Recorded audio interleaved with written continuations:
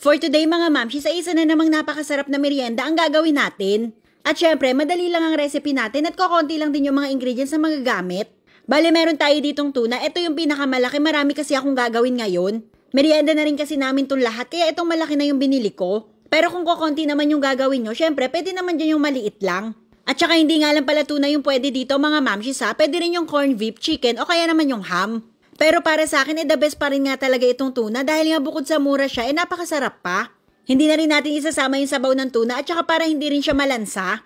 At sunod naman, maglalagay tayo ng mayonnaise. Etong mayonnaise mga mamshis, tinansya ko lang. Magdedepende na yan sa kakain kung gaano karami yung gustong ilagay pero wag naman yung sobrang dami mga mamshis para hindi naman siya mag-awasan mamaya. At syempre, hindi pwedeng mawala yung cheese dyan. Ito yung magpapakrimi at magbibigay linamnam dito sa ating recipe. Pwede rin naman kayong gumamit ng kahit anong cheese dito, pero ako kasi itong ginagamit ko yung sliced cheese. Bukod sa madali lang siya hiwain, mas mabilis din talaga siya matunaw. Or kung meron naman kayong quick melt, okay na okay din yung ilagay dito. At syempre, mas maraming cheese, mas masarap. Tapos pwede rin kayo mag-add dito ng mga iba't iba pang seasoning, pero ako okay na sa akin yung lasa niyan. Yung tuna at saka cheese na combination kasi super sarap, tapos nilagyan pa ng mayonnaise.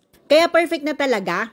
Gusto ko pa nga rin sana siyang samahan ng carrots o kaya ng patatas kaya lang walang available pero okay na okay din yung isama dito. Tapos pala kakailanganin rin natin dito ng tinapay. Itong ginamit ko ay yung wheat bread. Pero yung white bread ay pwede rin dyan. At finlatin ko lang siya gamit yung rolling pin or pwede rin yung baso.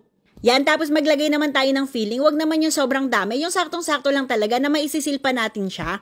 Ito naman para lang tayong gumagawa ng bread roll pero ito nga hindi na natin siya iro-roll. Isang buo na siyang ganyan, sigurado kasing mabibitin yung kakain dito mga mamshis kapag hinati pa. Tapos yung mga gilid naman ay pinrest ko lang gamit yung tinidor para masil. At kapag okay na, i-ready naman natin itong ating mga pang-coating. Para naman dito napakasimple lang yung pangkaraniwan lang natin ginagawa. Meron tayo ditong beaten egg at syempre ang breadcrumbs. Alam nyo na naman siguro kung paano to gawin mga mamshis. Ito yung pangkaraniwan lang naman na ginagawa natin kapag nagko-coat tayo. Ito ang recipe na ginagawa natin pwedeng-pwede rin itong pambaon ng mga bata. At parang sa isang buong ganyan, busog na sila. Kaya kung meron kayong mga natitirang tinapay dyan, mga mamshis, yung papalapit na yung expiration, pwedeng-pwede nyo nang gawing ganito. Pero kami mga mamshis, dahil nga super hilig namin dito sa tinapay, hindi na kami inaabutan yan ng pagkasira. Mahilig kasi kami dito sa mga ganyan, kaya kahit fresh pa, niluluto na namin. Kesa kasi pa bumili ng mga gawa na kagaya na lang ng tuna pie, paborito namin yon yung tuna pie ng Jollibee. Kung bibili, mas mapapamahal pa, marami kasi kami dito sa bahay, kaya gumagawa na lang ako ng ganito. Mas marami pa yung nakakakain at saka yung isang ganyan, solve na solve ka na. Madali lang naman siya, bali pagkalagay natin ng coating, saka naman siya ipiprito. Pero dapat dito mga mamshis, mainit na talaga yung mantika bago natin simulan yung pagpiprito.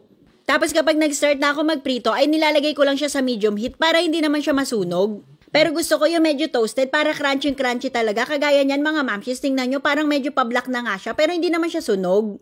Saktong-sakto lang yung pagkakaluto nito sa amin tapos tingnan nyo naman yung loob. Grabe mga mamshis, itsura pa nga lang super sarap na.